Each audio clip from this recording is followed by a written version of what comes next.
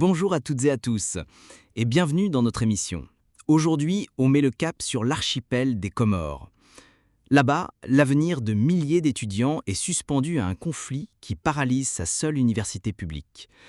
Marc, la situation à l'université des Comores est plus que tendue. Bonjour Léa. Oui, c'est le moins que l'on puisse dire. Depuis le 19 juin, le syndicat national des enseignants, le SNUC, mène une grève illimitée. D'accord. Mais ce qui est frappant ici, c'est que le cœur de problème n'est pas, pour une fois, une simple question salariale. Non, les enseignants dénoncent ce qu'ils appellent un blocage administratif systémique. Absolument. Et pour bien comprendre, il faut se pencher sur le symbole de cette crise, le sort de 23 enseignants-chercheurs. Oui, Imaginez, ils ont été recrutés en 2016 et près d'une décennie plus tard, ils attendent toujours leur intégration officielle dans la fonction publique, leur titularisation. C'est une précarité qui dure depuis 8 ans. Et c'est là que le bât blesse. Le syndicat insiste sur le fait que ces revendications sont avant tout morales et statutaires. c'est ça. Il ne s'agit pas de demander des privilèges, c'est simplement l'application de la loi et le respect de leurs droits fondamentaux en tant que travailleurs. Quand une institution n'arrive pas à régulariser la situation de ses propres employés pendant 8 ans, ça révèle une faille profonde dans sa gouvernance. Une faille dont les conséquences se répercutent directement, et oui, brutalement, sur les étudiants. Le timing de la grève est crucial. Elle a paralysé la fin de l'année universitaire. Concrètement, ça veut dire que les examens n'ont pas été corrigés. Les étudiants n'ont pas le résultat. C'est un véritable cauchemar pour eux. Pensez à un étudiant en fin de licence qui veut poursuivre un master en France ou ailleurs. Oui, bien sûr. Sans son relevé de notes, son dossier est vide. Ses projets sont gelés.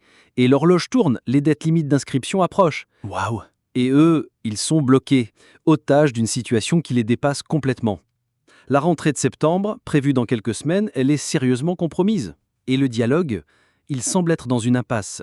Le leader syndical Youssouf Boueneri a expliqué avoir rencontré le ministre de l'Éducation. Et alors ? Ce dernier aurait reconnu la légitimité des revendications, mais sans aucune promesse ni décision concrète. C'est un dialogue de sourds qui s'installe. La confiance est rompue. Ce qui rend la situation encore plus amère, c'est le contexte. Il y a ici un décalage immense entre les discours ambitieux sur la refonte du système et, en face, l'incapacité à gérer des dossiers administratifs de base. Comment est-ce qu'on peut parler de transformation quand on ne parvient pas à garantir le fonctionnement normal de son unique université? Le recteur de l'université, lui, de son côté, il semble pris entre deux feux, j'imagine. Il reconnaît les retards de l'État, mais il appelle à la reprise du travail, en arguant que le blocage total n'est pas la solution. Bon, pour les enseignants, après des années de promesses non tenues, cette grève, c'est peut-être leur dernier levier. C'est une crise qui dépasse largement les murs de l'université, en fait. Ah oui, c'est une crise qui pose une question fondamentale sur la place de l'enseignement supérieur aux Comores. Quand on laisse une situation pareille s'envenimer, on fragilise non seulement l'avenir d'une génération, mais aussi le développement intellectuel et social de toute la nation. Alors que l'incertitude plane, une question demeure. Maintenant, voilà une question à laquelle on aimerait vous faire réfléchir.